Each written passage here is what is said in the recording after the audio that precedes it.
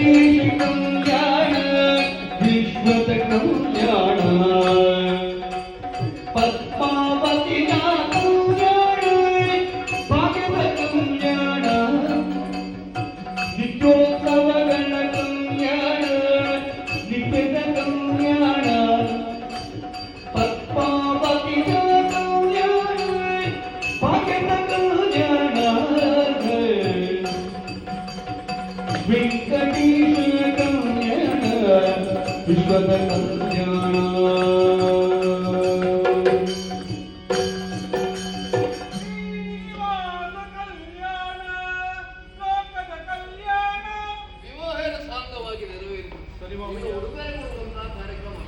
ನನ್ನ ಹಿರಿಯರಿಂದ ಬಡವಳಿಯರಿಂದ ಬಂದಂತಹ ರಕ್ತ ಖಚಿತವಾದ ಇದು ಹೊಂದಿದೆ, ಅದನ್ನೇ ನಿಮಗೆ ಕೊಡುತ್ತೇನೆ.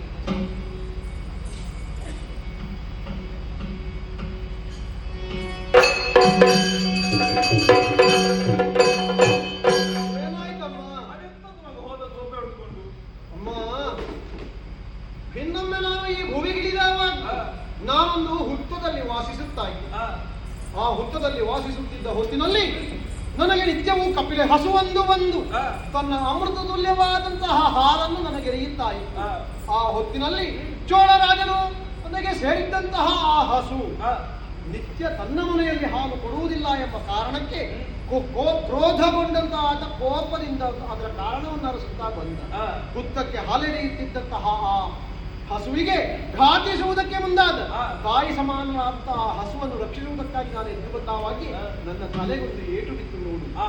ಆ ಹೊತ್ತಿಗೆ ನೀನು ಮಾಡುತ್ತಿದ್ದಂತಹ ಕೃತ್ಯ ಪೈಶಾಚಿಕವಾದದ್ದು ಎಂಬ ನೆಲೆಯಿಂದ ಚೋಳರಾಜನಿಗೆ ನಾನು ಶಾಪವನ್ನಿದ್ದೆ. ನೀನು ಪಿಶಾಚಿಯಾಗಿ ಹೋಗು. ತನ್ನ ತಪ್ಪನ್ನು ಅರ್ಥ ಮಾಡಿಕೊಂಡಂತಹ ಆತ ಲೋಕ ನಾಯಕನಿಂದ ತನ್ನ ಕಾಲ ಬುಡದಲ್ಲಿ ಗೋಳಿಡುತ್ತಾ ಬಿದ್ದ. ಆ ಹೊತ್ತಿಗೆ ಅವನಿಗೆ ಪೈಶಾಚಿಕ ಜನ್ಮಕ್ಕೆ ಮೋಕ್ಷದ ಕಾರ್ಯವೊಂದನ್ನು ನಾನು ಹೇಳಿದೆ.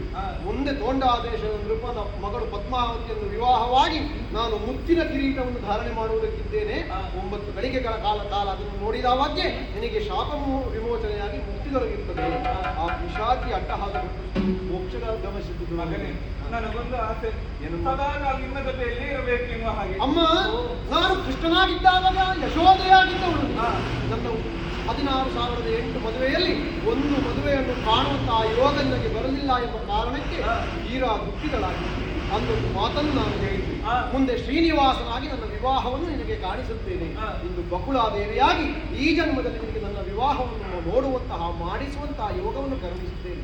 ಅಮ್ಮ, ಮುಂದೆ ಈ ಲೋಕದಲ್ಲಿ ನಾನು ಇಲ್ಲೇ ಸಮೀಪದಲ್ಲಿ ನೆಲೆಯಾಗುವವರಿದ್ದೇನೆ. ಅಲ್ಲಿ ನನ್ನ ಬಕುಳ ಮಾಲಿಕೆಯಾಗಿ ನೀನು ಸೇರಿಕೋ. ಹೀಗೆ ಬಾ, ಹೀಗೆ ಬಾ, ಹೀಗೆ ಬಾ. ಈ ಹೊತ್ತಿನಲ್ಲಿ ಶ್ರೀನಿವಾಸ ಕಲ್ಯಾಣ ವಿಜೃಂಭಣೆಯಿಂದ ನೀವು ನೆರವೇರಿಸಿದ್ದೀರಿ. ಸಪ್ತ ಛಲಗಳಲ್ಲಿ ಈ ಸಪ್ತಾಚಲಗಳಲ್ಲಿ ಒಂದಾದಂತಹ ವೆಂಕಟಾದ್ರಿ, ಅದಕ್ಕೆ ಶೇಷಾಚಲ ಎಂಬುದಾಗಿ ಹೆಸರು. ವೃಷಭಾಚಲ ಎಂಬುದಾಗಿಯೂ ಅದನ್ನು ಕರೆಯುತ್ತಾರೆ. ಅದರ ತಿರುವಿನಲ್ಲಿ ನಾನು ನೆಲೆಯಾಗುವವನಿಗೆ ಆ ತಿರುವಿನಲ್ಲಿ ಅಲ್ಲಿ ಅಧೀಶನಾಗಿ ನೆಲೆಯಾಗುವುದರಿಂದ ನನ್ನನ್ನು ಆ ಸ್ಥಳಕ್ಕೆ ತಿರುಪತಿ ಎಂಬುದಾಗಿ ಹೆಸರು ಬರುತ್ತೆ. ಆ ತಿರುಪತಿಯಲ್ಲಿ ತಿರುಪತಿನಾಥನಾಗಿ ನಾನು ನೆಲೆಯಾಗುವ ಹೊತ್ತಿನಲ್ಲಿ ನಾನು ವಿವಾಹಕ್ಕಾಗಿ ಕುಬೇರನಿಂದ ತೆಗೆದುಕೊಂಡು ಬಂದಂತಹ ಸಾಲವಿದೆ.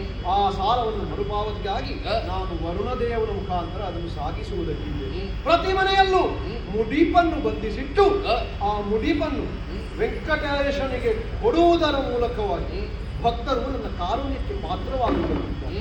ಆ ಮುಡಿಪಿನಲ್ಲಿ ಭಾಗವನ್ನು ನಾನು ಉಪಯೋಗಿಸಿದರೆ ಆ ಮುಡಿಪಿನ ಭಾಗವನ್ನು ಯಾರೊಬ್ಬ ಭಕ್ತನು ತನ್ನ ವೈಯಕ್ತಿಕ ಅನುಕೂಲಕ್ಕಾಗಿ ಉಪಯೋಗಿಸಿದರೆ ಆತನಿಗೆ ಮರುಳುತನ ಹೊಂದಿ ಒಂದಕ್ಕೆ ನನಗೆ ಅದೇ ತಿರುವಿನಲ್ಲಿ ದೇವಾಲಯವನ್ನು ನಿರ್ಮಿಸುವಂತಹ ಅದನ್ನು ನಿರ್ವಹಿಸುವಂತಹ ಅವಕಾಶವನ್ನು ಅಧಿಕಾರವನ್ನು ಮಾವಯ್ಯನಾದಂತಹ ಋಷಿಯರಿಗೆ ನಾನು ಕೊಡುತ್ತೇನೆ.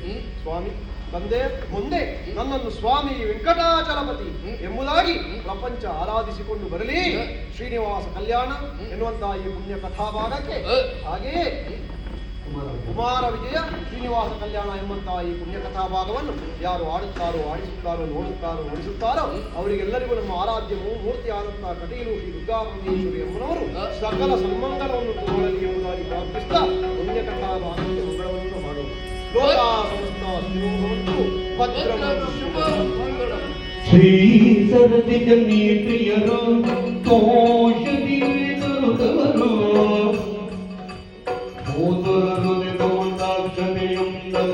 ಸೆಸೆಯ ತಳೆದು